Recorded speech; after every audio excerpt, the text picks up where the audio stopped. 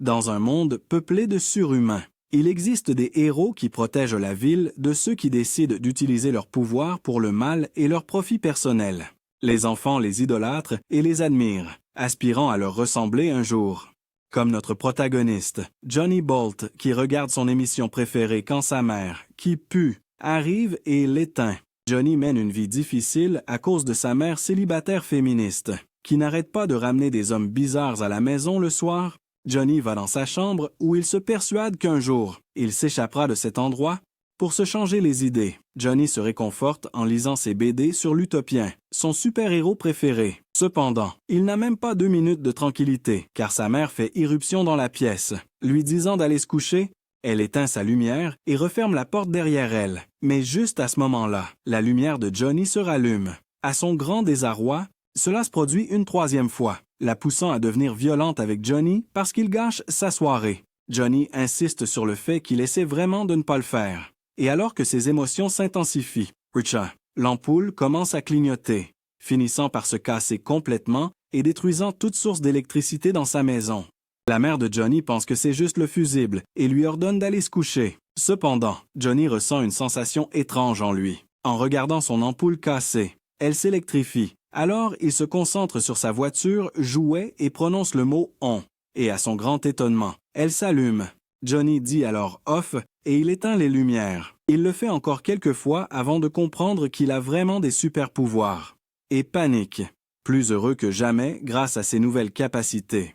Johnny commence alors à jouer avec le lampadaire devant sa maison, puis avec tout le quartier jusqu'à ce qu'il finisse par détruire toutes les sources de lumière de la ville. Il a même fait exploser la télé en bas pendant que sa mère se faisait défoncer.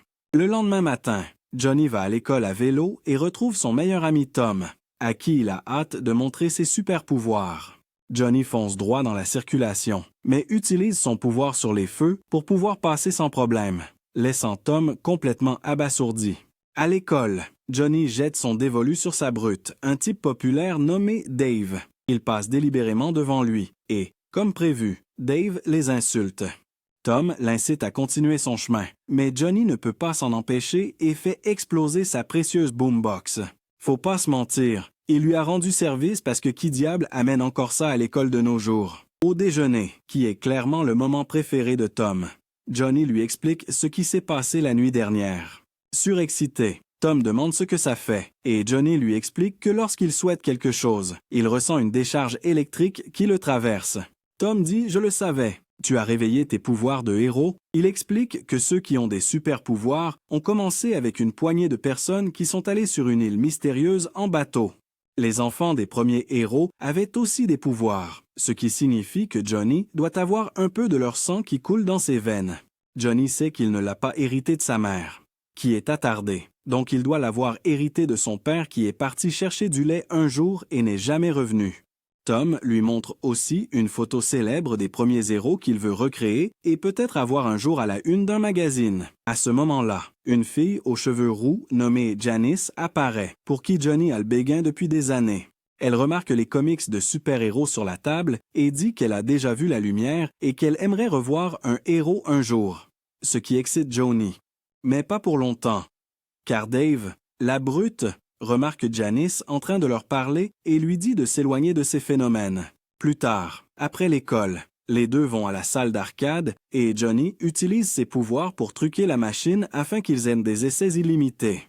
Pendant qu'ils jouent, Tom dit que Johnny pourrait même entrer dans l'union utopique de la justice et combattre aux côtés des héros célèbres. Johnny pense que c'est sa véritable vocation et, après y avoir réfléchi, il décide de s'appeler Electro Boy. Soudain, Dave et ses amis débarquent et humilient Johnny devant Janice, qui se moque de lui. Ce qui blesse vraiment Johnny, car il a toujours eu une haute opinion d'elle. Quand Johnny, triste, rentre à la maison, il demande à sa mère qui est son vrai père, mais elle l'envoie dans sa chambre car elle est occupée à rincer le réparateur de télévision. Dès que Johnny arrive dans sa chambre, il commence à dessiner un costume. Et le lendemain au déjeuner, il le montre à Tom, qui trouve ça nul à chier. Alors, en bon geek de super-héros, il dit à Johnny qu'il va le dessiner lui-même et le lui montre à la salle d'arcade après l'école. Johnny est aux anges avec son dessin et a hâte de se mettre au travail. À la maison, il essaie plein de vêtements et de tenues différentes devant Tom. Après avoir enfin trouvé la bonne combinaison, il coude le logo sur le t-shirt, et voilà. Au cours des jours suivants, Tom devient en quelque sorte un mentor pour Johnny, après avoir été son punching ball humain. Tom dit qu'ils doivent réveiller son esprit et emmène Johnny à la salle d'arcade quand elle est fermée. Il lui dit juste d'allumer l'enseigne. Alors, Johnny pose sa main sur le boîtier électrique, mais finit par utiliser trop de puissance, ce qui fait exploser toute l'enseigne. Ensuite, il essaie de faire voler Johnny en utilisant son pouvoir, puisque tous les meilleurs héros se déplacent en volant. Mais Johnny a juste fini par flotter sans savoir comment redescendre. Le lendemain, ils essaient de trouver des problèmes dans le quartier pour que Johnny puisse faire ses débuts. Mais il ne se passe pas grand-chose, et le gros lard de Tom ne peut s'empêcher de manger des bonbons à chaque occasion. Aucun super-héros n'est jamais apparu dans cette ville. Alors il décide de faire ses débuts à la piscine municipale, puisque tout le monde y sera à l'approche des vacances d'été. Après l'école, Johnny se prépare à faire ses débuts en tant qu'Electro-Boy, et Tom est prêt avec la caméra à la main. C'est le moment du spectacle et Johnny prend ses marques, mais se lance soudainement dans le ciel en perdant le contrôle. Après avoir repris un peu le contrôle, Johnny redescend et plane au-dessus de la piscine. Les gens dans la piscine commencent à le remarquer, et c'est alors que Johnny se présente comme Electro-Boy. Il déclare qu'à partir de maintenant, il protégera ce quartier et empêchera le crime. Et tous les enfants commencent à s'enthousiasmer. Il voit Janice le regarder, ce qui le fait sourire. Cependant, Dave commence à le reconnaître et crie le nom de Johnny Bolt. Ça commence à déstabiliser Johnny, et il ne faut pas longtemps avant que Dave et ses amis ne commencent à l'insulter, le traitant de loser et trouvant son costume stupide. Janice l'ayant également reconnu, Johnny cède à la pression et perd complètement le contrôle, tombant directement dans la piscine. Quelques secondes passent et une décharge électrique frappe. Et instantanément, toute la piscine de personnes innocentes est électrocutée à mort. Ouais, super le héros! La scène est horrible et provoque une série de tragédies alors que les gens s'éloignent de Johnny en courant. C'est le chaos total, et en réalisant ce qu'il vient de faire, le cœur de Johnny fait un bond. Après toute cette épreuve, Johnny panique complètement. Tom essaie de le calmer, mais le rêve de Johnny était de devenir un héros renommé. Dans sa rage, il électrocute accidentellement le distributeur automatique, faisant voler quelques billets de 50 $. Il le fait ensuite exprès, en faisant sortir autant d'argent qu'il le souhaite. Puisque ses chances de devenir un héros sont pratiquement nulles, Johnny dit qu'il va devenir un super criminel. Un vrai? Près de 2 décennies plus tard, nous retrouvons Johnny incarcéré à la prison de Supermax, une prison spécialement conçue pour contenir les criminels dotés de super-pouvoirs. Après avoir purgé sa peine de 8 mois, Johnny est enfin libéré. Les gardes retirent le gilet de contention qui empêchait Johnny d'utiliser ses pouvoirs, et avec l'intention de tourner la page. Il se dirige vers la sortie de la prison.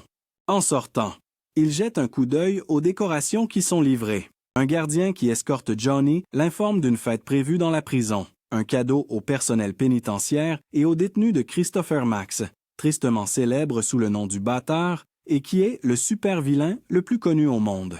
Capable de faire exploser psychiquement la tête de ses victimes si elles le contrarient, Johnny arrive à la sortie et fait ses adieux au gardien en sortant ses lunettes de soleil stylées. Juste à l'extérieur, Johnny retrouve sa petite amie, Casey, venue le chercher à la prison. Une fois arrivé chez lui, Johnny a juste envie de se défouler, mais il entre dans le salon et y trouve ses meilleurs amis qui l'attendent. Il va embrasser ses amis, qui attendent sa libération depuis presque 1 an.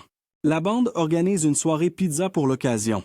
Pendant ce temps, la fête à la prison de Supermax est animée par Christopher Matz, un prisonnier qui doutait des capacités du Bâtard est remis à sa place quand un autre prisonnier avec une coupe à la Karen lui rappelle une personne appelée Danny. Danny avait arnaqué Matz et avait disparu. En représailles, Matz a tué tous les proches de Danny, au point que Danny est devenu complètement fou. Matz, alias le Bâtard, est un méchant légendaire, brutal et impitoyable, et un gardien qui surprend la conversation du prisonnier confirme l'histoire tragique de Danny.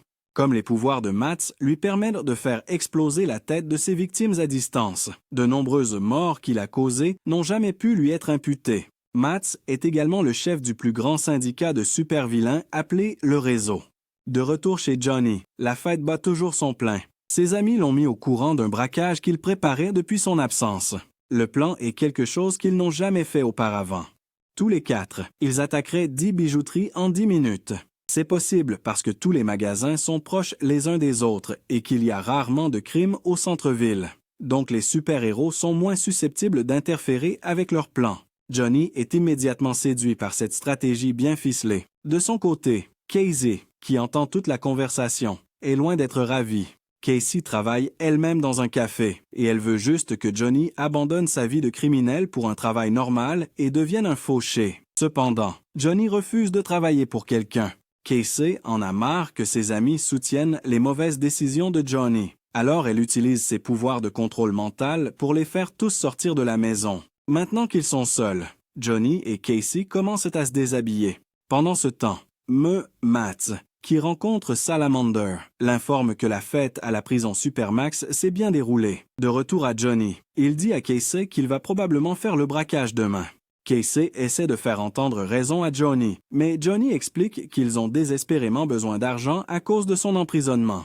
Casey lui révèle alors que le plan du braquage a en réalité été mis au point par le réseau, et non par ses amis. Par conséquent, une partie des biens volés serait remise au réseau en guise de paiement. Casey rappelle à Johnny les méthodes impitoyables du réseau pour obtenir son argent. Johnny dit qu'il faut de l'action, et Casey est d'accord. Cependant, elle lui dit que tout est une question d'équilibre. Le plan du braquage est trop risqué et n'en vaut pas la peine. Alors Johnny, apparemment convaincu, accepte de ne pas faire le braquage demain. Eh bien, la scène suivante nous montre Johnny déjà à fond dans le braquage alors qu'il s'apprête à cambrioler la dernière bijouterie avec ses potes. Tout se passe bien jusqu'à ce qu'il remarque un objet de grande valeur, et incapable de résister, il décide de le voler aussi, pour se rendre compte qu'ils ont dépassé le temps imparti et que maintenant, la police est à leur trousse. L'alarme s'étant déclenchée, ils prennent immédiatement la fuite. Au moment où ils démarrent, la police à proximité est alertée et passe immédiatement à l'action. Non loin de là, un policier chauve, qui a des préjugés contre les super-vilains, devient immédiatement fou et écrase l'accélérateur pour se joindre à la course du chat et de la souris. Après avoir rattrapé Johnny, le policier chauve tente de piéger la bande de malfrats en plaçant sa voiture devant eux et en ralentissant, les forçant à interrompre leur fuite.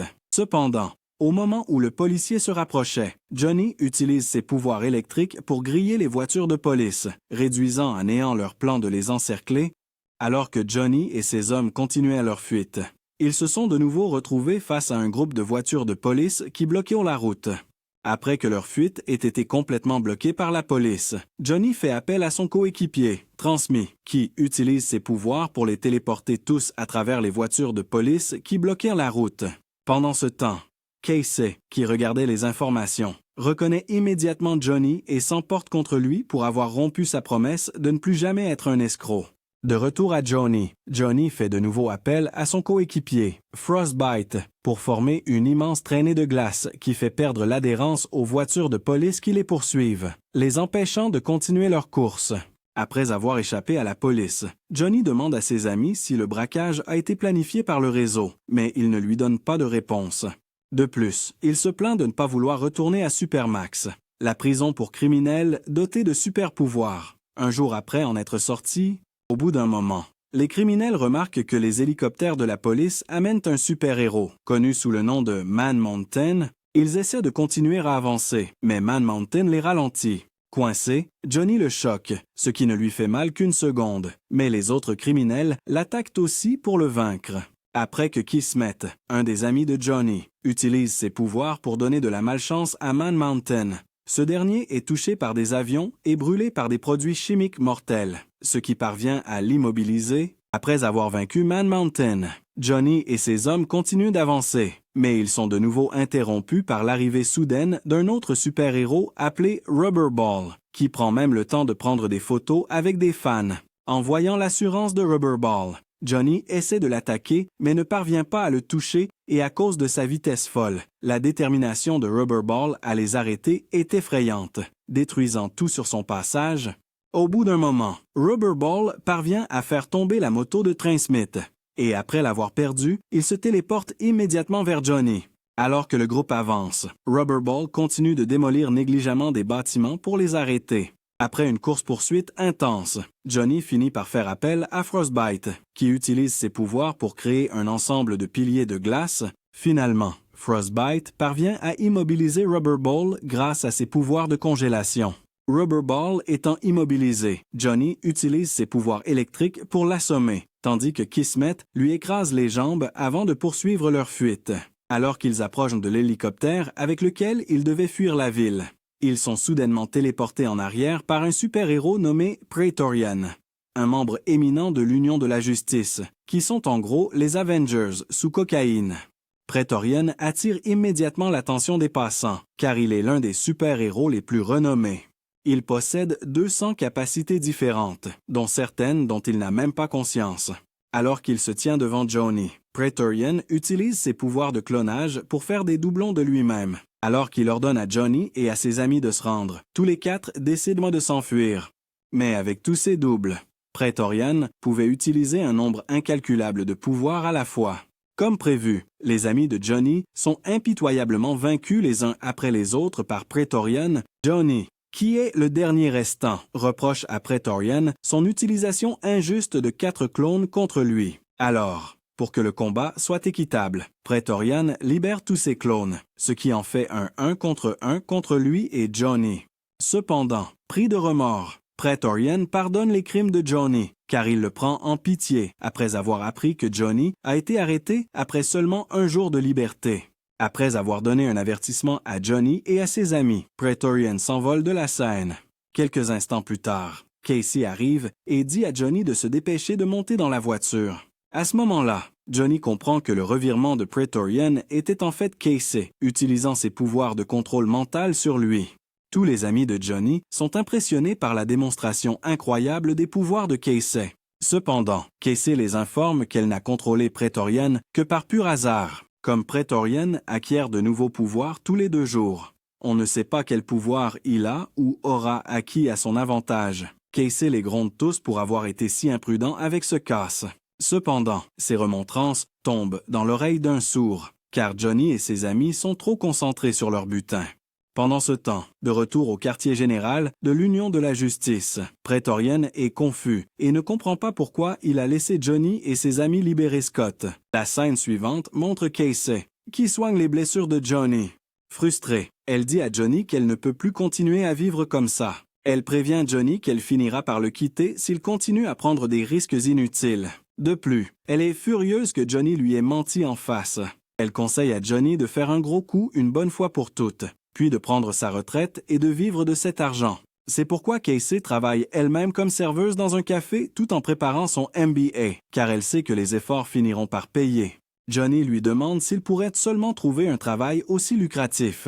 Voyant que Johnny est prêt à répondre à ses souhaits, Casey commence par lui parler de The Heat, un criminel notoire du passé. The Heat a braqué de nombreuses banques et magasins, mais il n'a jamais tué personne durant toute sa carrière de criminel. The Heat était une légende vivante dont on parlait encore des décennies plus tard. Ce type était aussi l'ancien professeur de Casey. Casey explique à Johnny que The Heat rassemble une équipe pour un gros coup demandé par un client étranger. Selon la mission, ils doivent récupérer un objet qui a été volé à ce client. Pour ce seul travail, l'équipe doit être payée 50 millions de dollars. Cette somme d'argent à elle seule suffirait à satisfaire leurs besoins pendant longtemps. Johnny accepte le travail, Casey étant également favorable à l'idée. Le lendemain, Casey et Johnny se rendent à Chicago pour rencontrer The Heat. Casey conduit Johnny à la blanchisserie de The Heat pour le rendez-vous convenu. The Heat, alias Carmine, salue Casey et se réjouit qu'elle ait accepté son offre. Carmine révèle qu'il a ouvert une blanchisserie pour paraître ordinaire. Il surprend également Johnny en révélant qu'il connaissait son super pouvoir électrique. Alors qu'il se promène dans le couloir, Johnny remarque du vieux matériel encadré au mur. Carmine révèle qu'il utilisait ce matériel pour brûler les portes gardées.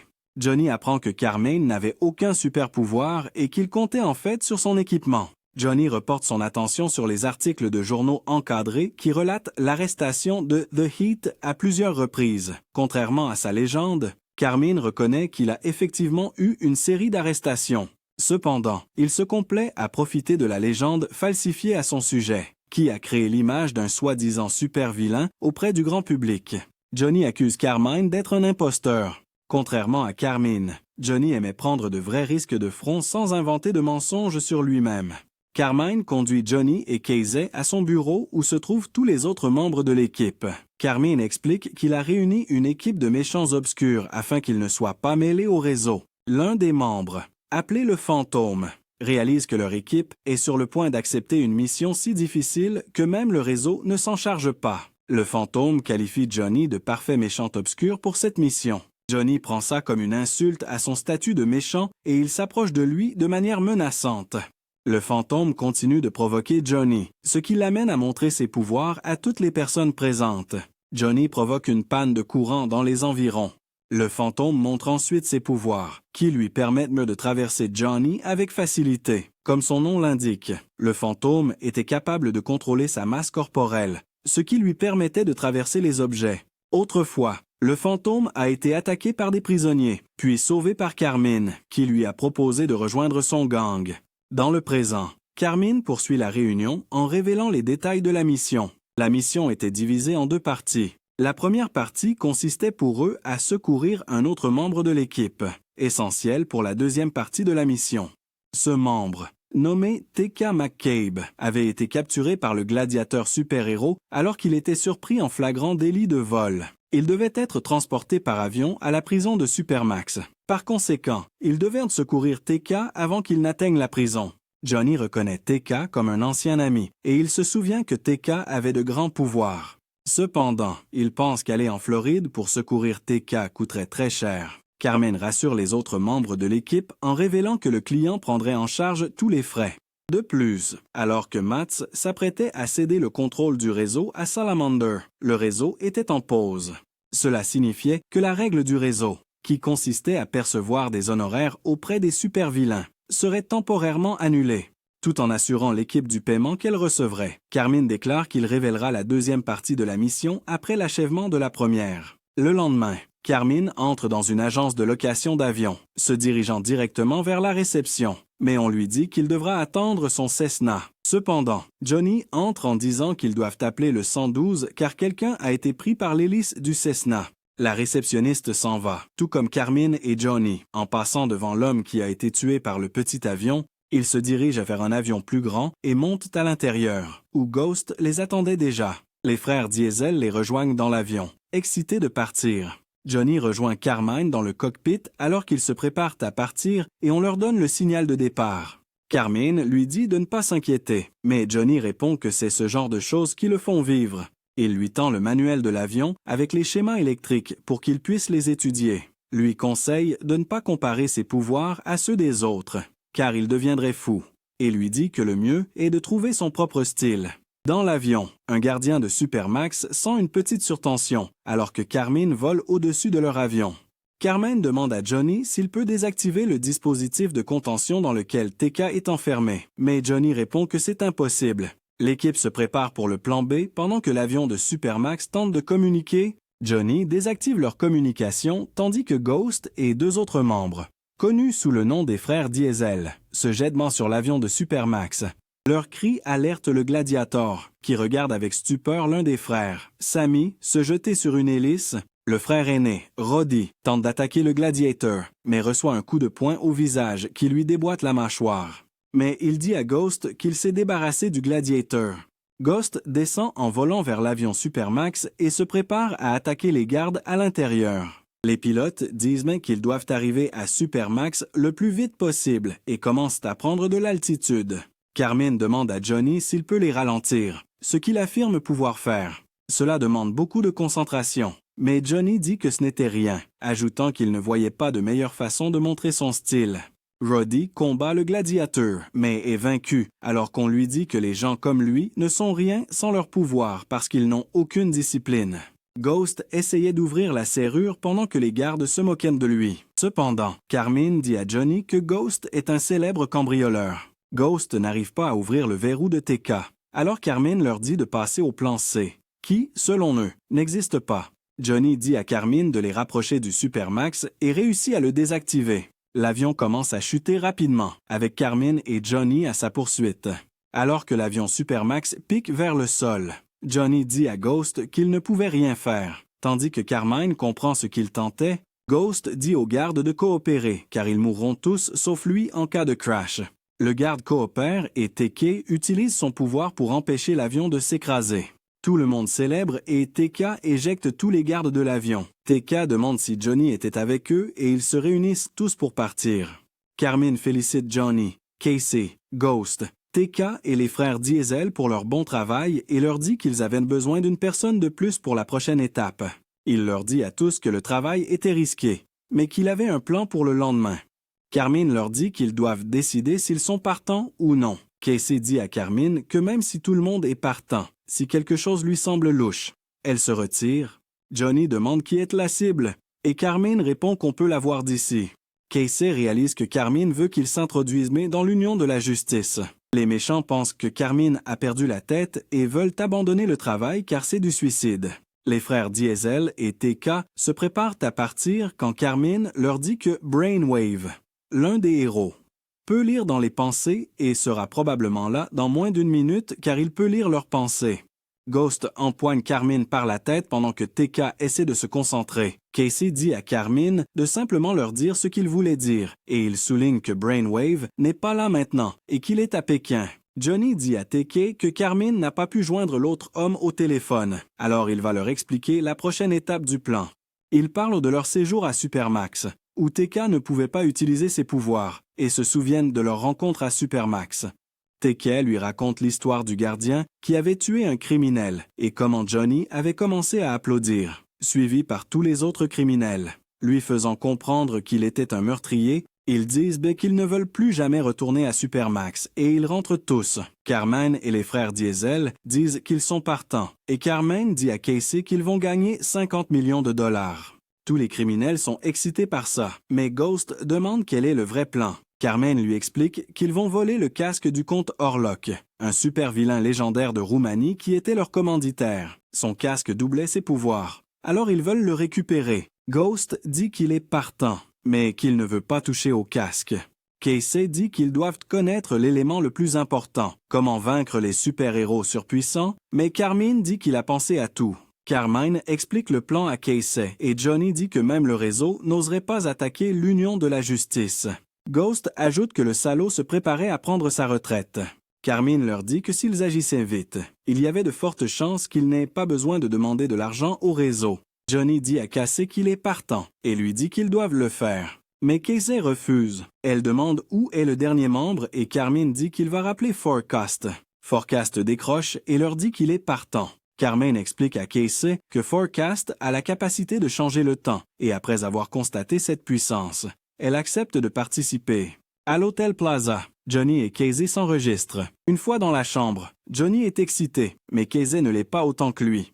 Elle regarde leur réservation et dit qu'ils ne sont qu'un faux couple marié. Cependant, Johnny dit que le lendemain, ça pourrait être pour de vrai, car ça changerait tout pour eux. Ils fêtent ça avec une bière et jurent d'abandonner le crime pour ne pas finir en prison de haute sécurité. Alors que Casey et Johnny s'apprêtent à passer un moment intime, ils reçoivent un appel de Carmine, qui leur dit de bien dormir et de ne pas boire, mais Johnny lui raccroche au nez. Devant l'Union de la Justice, Johnny, les frères Diesel, Carmine, Ghost et Casey travaillent dans un camion à hot dog.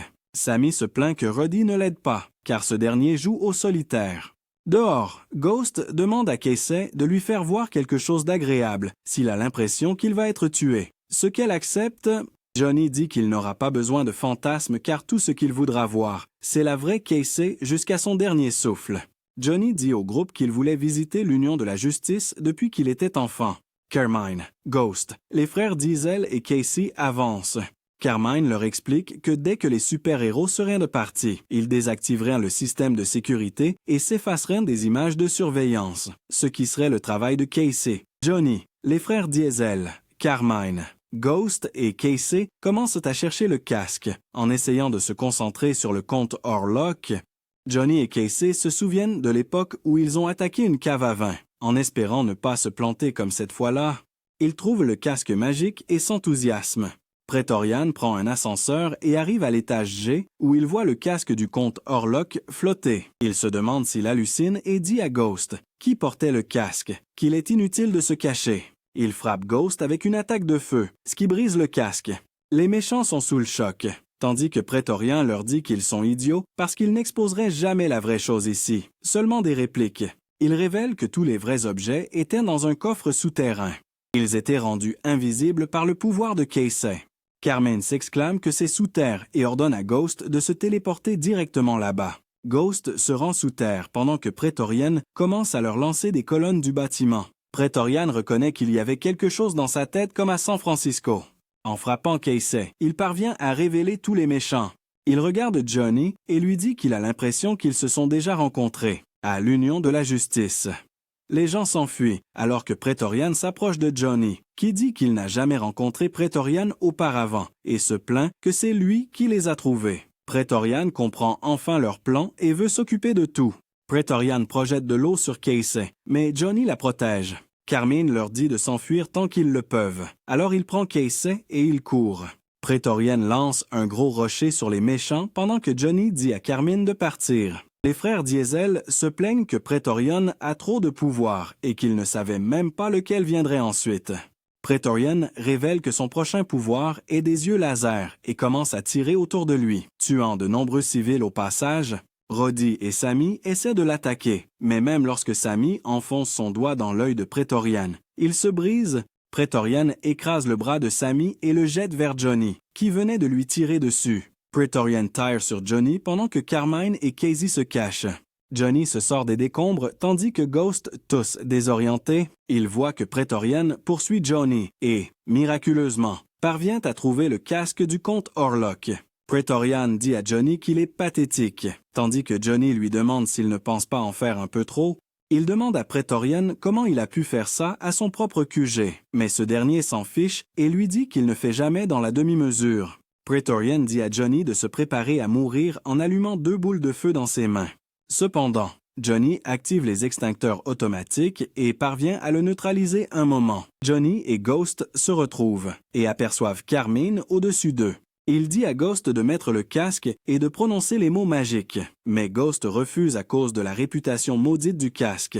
Après l'avoir un peu convaincu, Ghost accepte de le faire, mais personne ne connaît la formule. Cependant, à l'intérieur du casque, il était écrit « Supercalifragilisticexpialidocious », ce qui a fait comprendre à Ghost que ça devait être la formule. Alors qu'ils se disputent pour savoir qui doit le mettre, Prétorian se réveille et se prépare à les affronter. Ghost prononce la formule, met le casque et il s'allume. Il souhaite être emmené quelque part de sûr et de loin, et ils disparaissent de la vue de Prétorian. TK et Forecast sont également mis en sécurité. Ghost, Carmine, Johnny, TK, les Diesel Brothers, Forecast et Casey s'en sortent tous, tandis que Ghost essaie d'enlever le casque. Johnny demande à Casey si elle va bien, mais elle demande où ils sont. Carmine lui dit qu'ils sont à Black Rock, en Roumanie. Casey dit à Johnny que c'était limite, mais ils sont tous contents d'avoir réussi au final. Un majordome s'approche de l'équipe et leur dit de faire comme chez eux. Carmine dit qu'ils devraient probablement commencer à célébrer avec un toast où ils diront que le comte Orlok reviendrait en tant que plus grand super-vilain de tous les temps. Inarrêtable même par le réseau. Le majordome acquiesce et leur dit qu'ils ont tous été invités à faire partie du nouveau syndicat, dont Casey se souvient avoir entendu parler. Carmine leur dit que le syndicat est antérieur au réseau et Casey va prendre une douche. Carmine parle au groupe du syndicat, qui a été formé par Hit, le comte Orlok et le bâtard. Pendant ce temps, l'Union de la Justice se mettait en place, alors ils ont décidé de partir en Europe. Carmine dit que c'était un super groupe, mais Orlok et le bâtard ne s'étaient jamais entendus. Cependant, comme tous les super vilains, ils ont fini par se trahir et le bâtard a formé le réseau. Plus tard, le château est devenu un club et un studio de cinéma. Cela faisait 30 ans que le syndicat avait été fondé. Casey sort de la baignoire, mais elle est observée par quelqu'un qui apprécie son corps. Casey entre dans la pièce et constate que tout le monde était déjà complètement bourré. La sonnette retentit et les frères Diesel sont très excités à l'idée que la pizza arrive. Mais, quand Roddy ouvre la porte, il reçoit un coup de poing au visage de la part de Prétorian, qui les empêche tous de bouger. Il rit et dit à son patron que tout était clair. Le bâtard, son patron, entre et veut savoir s'il a interrompu une fête. Il dit à Carmine qu'il n'en revient pas de sa cachette, et Prétorian dit qu'il n'arrive probablement pas à croire qu'un super-héros comme lui soit avec un méchant comme lui, et révèle qu'il est un agent double. Le bâtard dit qu'il n'aurait jamais cru que la chaleur s'allierait à nouveau avec le comte Orlok et leur dit que leur comportement doit être corrigé. Praetorian dit qu'il savait où ils étaient parce que Carmine avait crié le rocher juste avant qu'ils ne disparaissent. Praetorian est impressionné par la puissance du casque du comte Orlok. Mais le bâtard dit qu'il ne faut pas le sous-estimer et ajoute que même s'il était sur le point de prendre sa retraite, il devait protéger le réseau. Praetorian leur dit qu'ils doivent leur donner plus que les 30% habituels parce qu'ils ne peuvent pas opérer dans le dos du réseau. Le bâtard leur dit qu'il prendrait tout et ajoute que la trahison méritait également d'être payée en sang. Il dit que normalement, il tuerait un membre de la famille, un ami ou un amant, mais qu'il n'en a pas envie. Alors qu'ils sont surveillés, le bâtard fait exploser la tête du majordome. La pizza arrive à la porte d'entrée et Orlok se révèle. Disant qu'il se cachait dans le grenier, il ne voit pas le bâtard derrière lui et demande où est son casque. Il se retourne et voit le bâtard, qui lui dit qu'il déteste les surprises. Il est choqué que le bâtard soit là et commence à crier, mais le bâtard fait exploser sa tête également. Praetorian et le bâtard s'en vont avec tout l'argent. Mais avant de partir, Praetorian leur dit de ne raconter à personne ce qui s'est passé, sinon il les tuerait.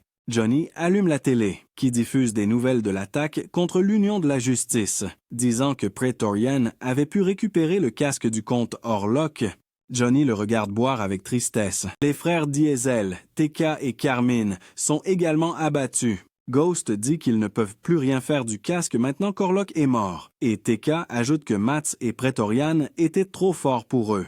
Tekka se plaint que l'équipe était mauvaise, mais Johnny lui rappelle qu'ils l'ont sauvé. Ghost essaie de partir et remercie Carmine de lui avoir donné de faux espoirs, mais Sammy lui lance une hache. Quand il la renvoie, les frères Diesel l'attaquent ensemble. Forecast fait pleuvoir au-dessus de la bagarre, les séparant. Après un moment, le barman lui dit que Carmine était un vieil idiot alors qu'il dormait sur le bar. Mais Johnny dit que le braquage était censé mieux se passer que prévu et être le plus gros coup que le gang ait jamais fait. Le barman s'en fiche et lui demande de payer les verres de Carmine. Alors Johnny va à un distributeur et retire de l'argent. Plus tard, Johnny et Casey roulent dans leur voiture, mais cette dernière est silencieuse et n'a pas envie de parler. Quand ils se garent, Casey pleure et commence à frapper la voiture. Johnny se contente de la serrer dans ses bras une fois qu'ils sont sortis. Johnny met un genou à terre, disant que même s'ils ne pourraient jamais être des méchants, il voulait être avec elle et voulait construire une vie future avec elle, fabriquant une bague avec de l'électricité. Casey dit d'accord en souriant et ils s'embrassent. La veille de son mariage, Johnny se rase et ouvre la porte, ne voyant personne. Cependant, il est kidnappé et se réveille dans une voiture. Frostbite lui annonce que c'était sa dernière nuit de célibataire. Alors lui, Transmi et Kismet ont voulu lui organiser un enterrement de vie de garçon. Ils sont expulsés d'un club de striptease parce qu'ils sont des méchants et ils sont tous très ivres. Ils n'ont pas d'argent, alors Johnny pirate un distributeur automatique, ce qui choque tous ses amis. Il explique que c'est comme ça qu'il se débrouillait quand il était enfant. Frostbeat demande à Johnny s'il ne voudrait pas faire un dernier gros coup pour le bien de Casey. Mais Johnny répond qu'il veut rester clean maintenant. Cependant, Kismet lui dit que sa mère lui avait dit un jour que l'argent est toujours la raison pour laquelle les mariages d'amour finissent par un divorce et lui fait remarquer qu'il y a beaucoup de distributeurs automatiques dans le coin. Transmi leur apporte leur combinaison, ce qui convainc Johnny de le faire. Ils montent dans un grand fourgon et Johnny pirate les distributeurs pour que Transmit puisse se téléporter et récupérer l'argent. Il roule et Johnny veut aller dans une librairie pour acheter un cadeau à Casey, car Casey voulait des livres de MBA, qui étaient chers. La police arrive sur les lieux du crime et Johnny, Transmi, Frostbite et Kismet commencent à courir. Praetorian rejoint également la police et se demande où sont les méchants. Les policiers lui disent qu'ils sont dans un train, alors ils vont à la gare, où ils montent dans un train et trouvent le groupe de méchants. Johnny commence à fuir Praetorian, qui se concentre sur lui au lieu de ses amis. Quand Johnny pense s'être échappé, il se retourne et trouve le gladiateur qui le regarde et reçoit un coup de poing au visage. Pendant ce temps, Johnny est repris et renvoyé à Supermax. Son compagnon de cellule lui propose de jouer aux échecs, mais Johnny est triste de ne pas avoir pu téléphoner. 5 ans plus tard, Casey travaille dans un restaurant où Johnny entre, vêtu d'un costume, et la salue joyeusement. Johnny s'excuse, mais Casey lui dit qu'elle n'a rien à lui dire et qu'il devrait partir. Il lui explique qu'il avait volé pour essayer de leur offrir quelque chose de bien pour leur mariage. Mais elle ne veut rien entendre. Se sentant trahie, Johnny se demande ce qu'elle fait dans un restaurant et lui demande ce qu'il est advenu de son MBA, puisqu'elle avait un grand pouvoir et était très intelligente. Elle lui répond qu'elle a été renvoyée de son MBA parce qu'elle avait frappé son professeur qui avait essayé de la peloter. Elle lui dit qu'elle a toujours eu de mauvaises notes et que même en tant que méchante, elle a toujours dû travailler en équipe et lui ordonne de partir. Carmine entre dans le café, terrifié, et s'effondre. Il leur demande de l'aide. Johnny lit un journal où il fantasme sur le fait d'être Electro Boy et d'être intronisé dans l'Union de la justice. Pendant ce temps, Carmine dormait, effrayée au cas où il ne se sentirait pas bien, disant à Johnny qu'elle n'arrivait pas à croire que Carmine ait essayé d'arnaquer le casino des Salamandres. Johnny s'inquiète qu'il ne puisse pas obtenir 100 millions de dollars et sait que Carmine serait tué s'il ne pouvait pas payer. Casey dit que leur seule option est de le faire sortir du pays, mais Johnny dit qu'il a obtenu des infos à Supermax. Mais Casey ne veut rien entendre et lui dit de partir. Cependant, Johnny ne pense pas que c'est ce que le Carmine qu'il connaissait ferait. Johnny lit un article sur Electro Boy et sourit en se remémorant des souvenirs. Carmine et Johnny rendent visite à Ghost, qui leur dit qu'il ne peut pas les aider car tous les boulots de Carmine finissent toujours en catastrophe. Carmine lui dit cependant que ce n'était pas son idée, mais celle de Johnny. Ghost leur dit qu'il n'est plus un méchant et qu'il fait du bon travail en tant qu'architecte. Johnny lui demande de le faire pour Carmine. Alors Ghost lui propose de l'aider à vivre à l'étranger en signe de gratitude pour tout ce qu'il avait fait pour lui dans le passé. TK quitte son travail, mais on lui dit qu'il doit décharger un camion. Il utilise ses pouvoirs pour accélérer le déchargement, mais son patron se fâche contre lui, lui disant qu'il ne doit pas utiliser ses pouvoirs. TK lui répond cependant que sa femme serait renvoyée s'il ne rentrait pas à la maison à temps. Son patron lui dit de tout remettre et de décharger une fois de plus. Mais Johnny arrive et lui dit qu'il a l'air d'avoir besoin d'un nouvel emploi. TK lui dit qu'il doit éviter les ennuis. Forecast fait pleuvoir pour que les gens lui achètent un parapluie. Johnny l'approche et comprend que c'est lui qui provoque toute cette pluie. Les frères Diesel sont dans un combat en cage, ce que Carmine et Johnny trouvent dégoûtant. Pendant le combat, Roddy et Sammy finissent par gagner et Johnny pense qu'il aura absolument besoin de leur aide pour que son plan fonctionne. TK, Carmine, les frères Diesel, Ghost et Forecast rejoignent tous Johnny, qui leur annonce que la légende d'Electro Boy est sur le point de commencer. Casey entre dans la pièce et dit à Johnny que son plan a intérêt à marcher. Johnny boit pendant que Casey lui dit de simplement leur dire qui était la cible. Johnny lui répond qu'elle le saura bien assez tôt, mais qu'ils ont besoin d'un autre membre dans l'équipe. Carmine se réveille quand Casey mentionne qu'une cible est présente. Johnny salue Glenda, qui lui dit qu'il n'arrivait pas à se décider sur quoi porter pour leur rendez-vous. Johnny lui dit qu'il trouve qu'il est plus beau quand il porte un costume plus moulant. Glenda demande ce qu'il veut dire par là et Johnny lui dit de s'asseoir, en l'appelant Gladiator. Ghost fait remarquer que Johnny est fou, mais Johnny lui répond qu'il sait qui il est grâce à Supermax et qu'il sait aussi qu'il a passé du temps à tromper sa femme, ce qui met Gladiator en colère. Mais Johnny le menace de divulguer une photo compromettante s'il lui faisait quoi que ce soit. Gladiator lui demande ce qu'il veut et Johnny lui demande de l'aider pour un braquage, ce qui le met encore plus en colère, disant que travailler pour lui n'aurait jamais de sens pour lui.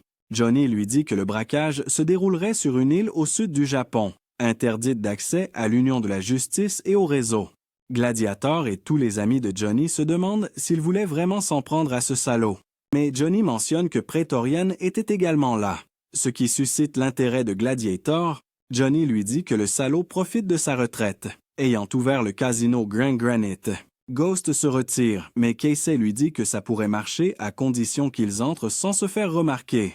Johnny dit à Gladiator que c'est une bonne occasion de se venger de Praetorian et ajoute qu'il pourrait faire don de sa part à une association LGBTQ de son choix.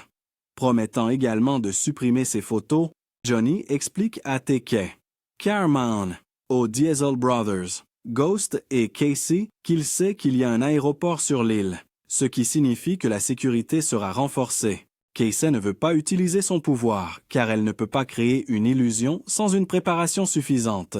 Elle ne pourrait vraiment cacher qu'une ou deux personnes.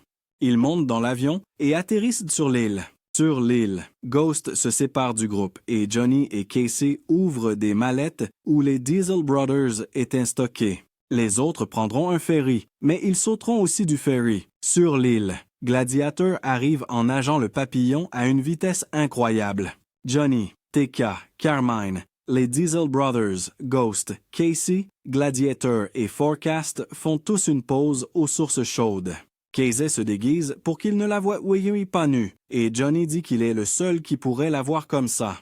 Mais elle répond qu'elle ne voulait tout simplement pas gaspiller son énergie pour lui. Les Diesel Brothers disent à Gladiator qu'ils sont désolés de la façon dont les choses s'étaient passées lors de leur dernière rencontre. Mais il leur dit de ne pas lui parler, car il est seulement là pour détruire Praetorian. Ghost est silencieux parce qu'il est nerveux à l'idée d'attaquer ce salaud. Mais Johnny lui dit qu'ils ont un plan parfait. TK, Forecast et les Diesel Brothers veulent Matt connaître le plan, en disant que la première partie serait de marcher jusqu'à la porte d'entrée de Matt, au casino. Carmine et Johnny entrent, et le premier est excité à l'idée que tout cela pourrait être à eux. Ghost dit qu'il ne savait pas qu'il existait des casinos comme ça au Japon. TK essaye un jeu, mais tente de tricher quand il perd. Cependant, Ghost l'empêche d'utiliser ses pouvoirs. Le salaud observe le casino avec Praetorian et ils se dirigent tous les deux vers le salon VIP pour rencontrer leurs invités du Moyen-Orient. Casey et Johnny regardent une reconstitution du manoir du salaud que Casey a réalisé, tandis que les Diesel Brothers les rejoignent. Ghost se demande comment elle a fait ça sans être détectée par les capteurs de super-pouvoirs à l'intérieur. Alors elle dit que quand elle touche quelqu'un, elle peut lire dans les pensées sans que les capteurs ne le détectent. Carmine dit qu'il a fait sa part et leur dit que l'étage principal est équipé de capteurs de super-pouvoirs et de sécurité standard. Mais Ghost dit que le vrai problème, ce sont les salles souterraines reliées aux loges VIP à l'arrière. Forecast arrive en retard, après son bain, et Gladiator les rejoint. Carmine leur dit qu'il prendrait la mallette de l'enfoiré, qui était en fait un gros coffre-fort à l'intérieur. Cependant, le vrai problème, ce sont tous les capteurs qui peuvent désactiver leur pouvoir. Carmine explique que normalement, l'unité est éteinte, mais si les capteurs détectent l'utilisation de super-pouvoirs, elle s'allume, ils doivent donc désactiver tout le système. Ils veulent que Ghost utilise ses pouvoirs pour l'atteindre, mais il leur dit que l'île est immense, qu'il perdrait le nord et qu'il mourrait. Gladiator leur dit qu'ils devraient simplement abandonner. Mais Johnny se souvient que chaque fois qu'un nouveau super-vilain doit être enregistré dans la base de données. Ils mettront à jour le logiciel, mais cela signifie aussi que le système doit être redémarré. Ils pourraient donc le détruire à ce moment-là. Carmine leur dit qu'ils se sépareront en deux groupes pour entrer dans l'installation. Carmine, Ghost, TK, Forecast, Johnny, les frères Diesel et Casey trinquent tous. Il les remercie et leur dit qu'il apprécie leur sens du devoir. Casey se demande pourquoi Matt avait fait en sorte que même lui ne puisse pas utiliser ses pouvoirs dans son manoir. Mais Carmine sait qu'il détestait les super-pouvoirs. Johnny leur dit qu'il a de nouvelles tenues pour leur plan, mais Gladiator refuse de les porter. Casey est assise seule sur la plage quand Johnny la rejoint. Ils marchent ensemble et Johnny lui demande si elle va vraiment partir, et elle répond que oui. Il lui dit qu'elle a fait un travail fantastique et qu'elle pourrait encore le faire. Mais elle répond que même si elle a dépassé le stade des braquages, elle voulait aider le Heat. Johnny lui dit qu'il sait qu'il a fait beaucoup de bêtises, mais la plus grosse de toutes a été de la laisser partir. Il lève les yeux vers le ciel et il y a une banderole qui dit « Je suis désolé ». Johnny lui dit qu'il a enfin compris et que ce serait la dernière fois qu'il ferait un braquage. Ils s'embrassent ensuite pendant que Johnny dort. Casey le regarde et s'en va. Arrivée à l'aéroport, elle dit à Johnny que le plan était risqué et qu'elle ne voulait pas refaire la même erreur. Raccrochant. Johnny, TK, Carmine et Forecast acceptent qu'elle les ait quittés et conviennent qu'ils n'utiliseront pas leur pouvoir. Ils prévoient d'infiltrer la salle de sécurité avec le dispositif de suppression de super-pouvoirs afin de forcer la mise à jour de l'unité. Ils font un petit trou et creusent un passage souterrain, mais une alarme se déclenche. Ils savent qu'ils ne peuvent pas utiliser leur pouvoir alors que de nombreux ninjas se dirigent vers eux. Johnny utilise accidentellement ses pouvoirs, ce qui active les armes. Alors Carmine les abat avec les siennes. Johnny lance une mise à jour et réalise qu'ils peuvent désormais utiliser leur pouvoir.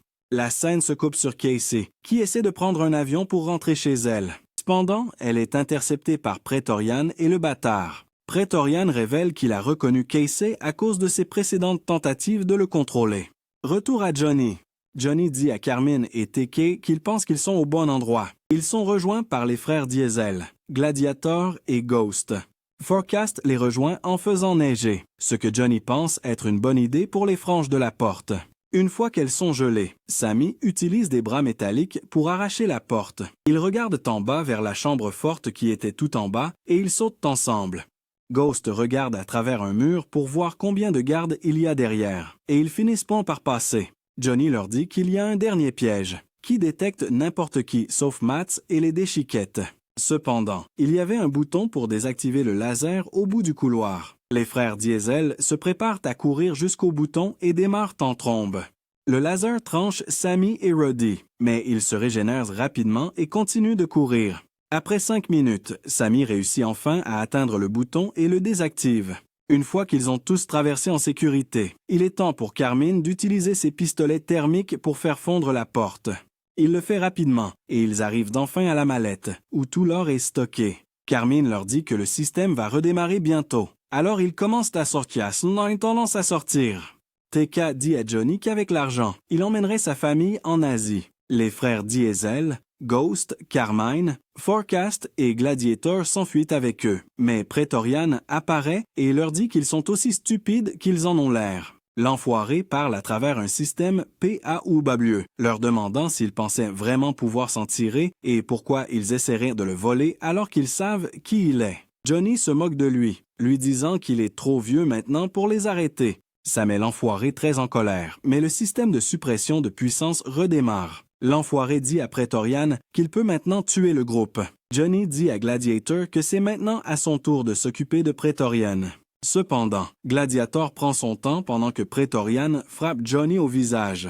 Gladiator dit à Johnny qu'il attendait de le voir se faire frapper, même sans pouvoir. On dirait que Praetorian prend son temps pour vaincre les méchants. Praetorian bat tous les méchants, en leur disant qu'ils ne valaient rien sans leur pouvoir. Gladiator finit par penser que ça suffit et dit à Praetorian qu'il n'arrive pas à croire à quel point il a chuté. Vu qu'il était le garde du corps de ce bâtard, Praetorian essaie de le frapper, mais Gladiator lui attrape le poignet et révèle son visage, ce qui effraie Praetorian.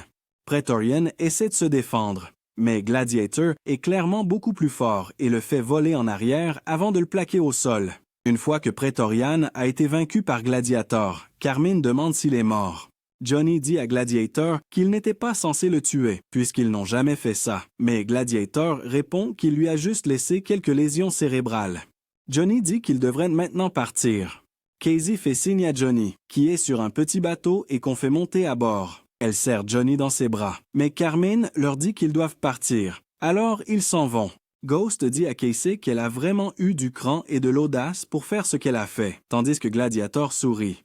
Carmine ajoute qu'elle a suivi les règles et la qualifie de grande super-vilaine. Johnny lui dit qu'elle est la seule à avoir pu traverser tout ça avec ses amis. Ils s'embrassent et se disent qu'ils s'aiment. Casey lui dit qu'ils peuvent maintenant prendre leur retraite, ce que Johnny approuve. Forecast, TK, les Diesel Brothers et les autres célèbrent joyeusement. Après un saut dans le temps d'1 an, dans un casino à Manille, Carmine avait pu rembourser sa dette de 100 millions de dollars et se détendait comme Johnny le lui avait dit. TK a emmené sa famille en voyage en Asie de l'Est. Forecast a investi dans l'exploration spatiale, pendant que Ghost exerçait une pression diplomatique sur le gouvernement grec et achetait beaucoup de terres là-bas pendant qu'ils étaient en crise financière. Roddy a investi chaque centime de son argent dans le développement d'un système de transport quadridimensionnel, ce qui signifiait que sa machine à remonter le temps n'était pas un bluff et qu'il avait réellement obtenu un doctorat de Princeton. Sammy a tout dépensé en femmes et en alcool, tandis que le gladiateur s'est assuré qu'il ne pourrait plus jamais être victime de chantage, avouant qu'il avait été infidèle à son partenaire, qu'il a épousé plus tard. Johnny voulait toujours savoir quoi faire de Matt 1 an plus tard, car il savait qu'il aimait la vengeance. Son vieil ami Tommy travaillait comme écrivain pour le New York Times lorsqu'il a reçu une lettre d'Electro Boy, qui contenait le selfie que les méchants avaient pris en volant chez Matt. Sur la photo, les méchants portaient les costumes du gang des salamandres. Tommy était complètement abasourdi. Johnny et Casey font un tour en montgolfière et Johnny, pointant le sol, lui demande si elle veut l'épouser. Il lui offre une vraie bague et elle dit qu'elle va y réfléchir en l'embrassant.